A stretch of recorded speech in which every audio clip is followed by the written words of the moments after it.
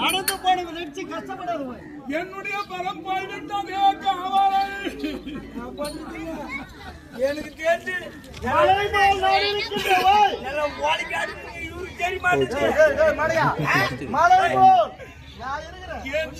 எல்லாம் ஆண்டு விட்டதே மாமா.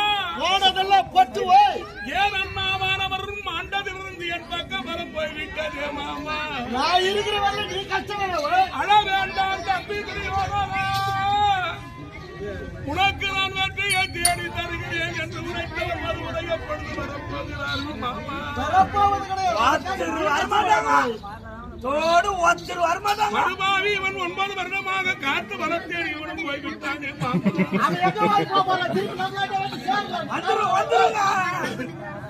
படுபாவிகளை நான் எவ்வாறு நம்புவது மாமா?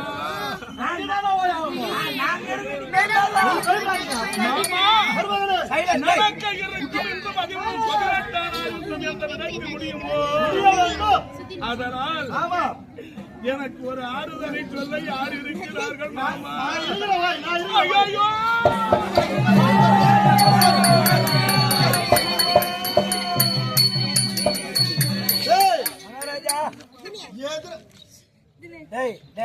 எதிராளின்னு தெரியாம யாருன்னா பேசுனீங்க இவரு தூக்கு மாட்டிப்பாரு. ஆமாண்டா, ஆமா நான் பைத்தியா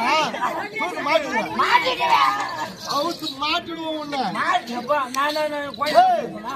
எதிராளி என்று தெரியாமல் அவனுக்கு அன்னத்தை போட்டு 10க்கு ஒரு நாட்டையும் கொடுத்து வச்சிருந்தோம். யார் தெரியுமா?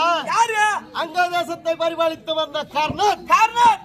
எதிராளிடா அவங்க தெரியாத போச்சு. அவன் இறந்த பிறகு அடைக்கலம் செய்ய வேண்டும் என்று சென்று குருச்சேத்திர பூமியை பார்க்கிற சமயத்திலே சண்டை போட்டு போய் பாக்குறீங்க. அவங்க பங்காளி ஆக்குறானுங்களே. ஆமா, அண்ணன் தம்பிக்கு வந்து ஓடாயிருக்கிறானுங்க. என்னடா என்று பார்த்தோம். அப்பதான் எங்களுக்கே விஷயம் தெரியுது. பாண்டவருக்கு முன்பையாக பிறந்தவனா கர்ணன். அவனை யாருன்னு விரோதிய ஆள் தெரியாது சேர்த்து வச்சிருந்து பாண்டவர் பக்கத்தாலே உங்ககிட்ட வச்சிருக்கீங்க. ஒரு நாட்டையும் கொடுத்து அரசனாகவும் வச்சிருந்தோம். அவன் போனது நடிச்சு என் மரம் பிள்ளை ரொம்ப கஷ்டத்தோடு இன்றைய தினத்திலே இவ்வளவு கஷ்டத்தோடு இவ்வளவு கஷ்டத்தோடு மருமக பிள்ளை தம்பிமார்கள் இறந்து விட்டார்களே. குரு பெரியோர்கள் இறந்து விட்டார்களே. மடித்து விட்டானே. ஆறுதல் சொல்வதற்கு ஆள் இல்லையே மாமா. கஷ்டத்தோடு இன்றைய சொல்றேன். ஒரு சமயத்திலே ஒரு நேரத்திலே பால்ய வடதிலே வயசுல காந்தார தேசத்திலிருந்து நாங்கள் 104 பேர் ஆடவர்கள், 104 பேர், ஒரே ஒரு தங்கை 105 பேர். ஆமாங்க, பால்ய வடதிலே வயசுலடா ஒத்துமையாக இவர்கள் ஒரு 100 பேர், நாங்கள் ஒரு 104 பேர் சந்தோஷமாக விளையாடி கொண்டிருந்தோம். அந்த சமயத்திலே கானகம் சென்று வேட்டையாட வேண்டும், விளையாட வேண்டும். நாங்கள் மாமான்னு கூப்பிட்டோம். அழைத்ததை சிறுமியார் கொண்டு கானகம் போனோம். விளையாடலான்னு போனோம். விளையாடணும். மாமா வேட்டையாட வேண்டும், மிருகங்களை கண்டு வேட்டையாட வேண்டும் என்றான். அந்த நேரத்திலே தக்க ஆயுதம் எடுத்து போன யாரும் ஆயுதம் கொண்டு செல்லவில்லையா? காட்டுக்கு. ஆமா, ஆயுதம் எடுத்து போன நாங்க விளையாடலாம் என்று சென்றோம். ஆயுதம் எடுத்து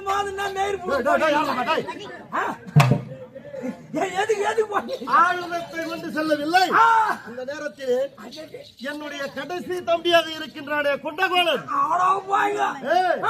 ஓடோடி வந்தவர். மாமா நான் வேண்டும் வேண்டாம் அரண்மனை சென்று ஆயுதத்தை அதி விரைவாக கொண்டு வந்து விடுகிறேன். சரி என்றான் மருமக பிள்ளை. சென்றோம், திரும்பி வந்தோம், ஆயுதத்தை கொடுத்தோம், விளையாடினோம். திரும்பும் சமயத்திலே மறுபடியும் திரும்பும் போது ஒரு ஆலமரம் சாய்ந்து போய் கிடக்கிறது. போகும்போது நின்று வரும்போது சாய்ந்து போய்க்குது. மருமப்பிள்ளை இதை கேக்குறான்.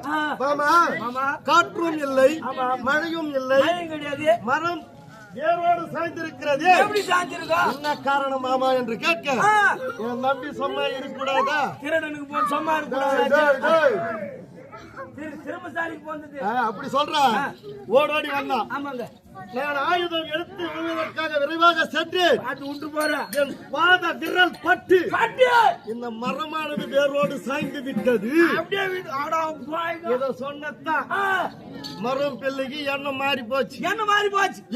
ஏன் நாம் இருப்பது கௌரவர்கள் 100 பேர். 100 பேர். இவங்க இருக்கிறது எத்தனை பேரு? 104. 104. ஆளுக்கு ஒருத்தனா கூட 4 பேர் மிச்சமா நிக்கிறானுங்க. இவர்களை ஒழிக்க வேண்டும் மனதிலே எண்ணம் கொண்டான் போல் தெரிகிறது.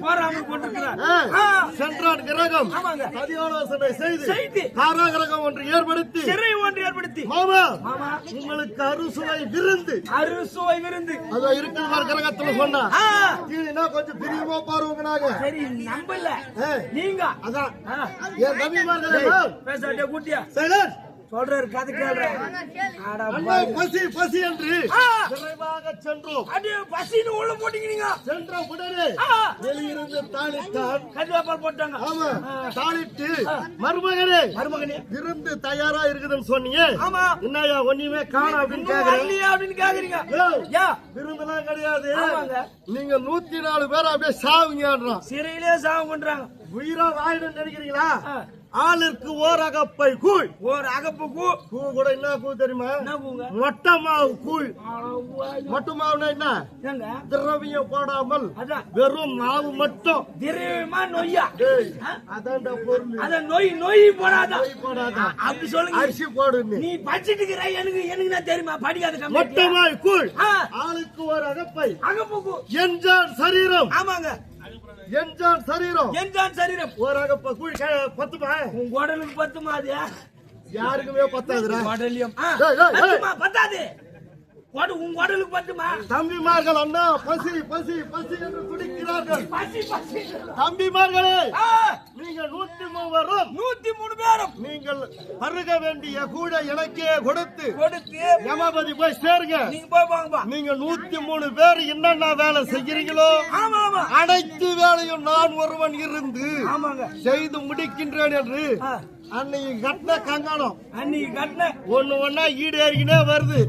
நான் மட்டும் எம்மாண்டா ஆறுதல் சொல்ல போறேன். ஒரு 4:30 மணி வரைக்கும் சொல்ல போறேன். அதுக்கப்புறம் நானும் போறேன் சீக்கிரமா போறாங்க. போறதுக்கு முன்னாடி இவனுக்கு உண்டான ஏற்பாடு செய்யாத போயிடுனா பகையாளி குடும்பத்தை உறவாடி கெடுத்து வருகிறேன். உறவாடிய எப்படி உறவாடி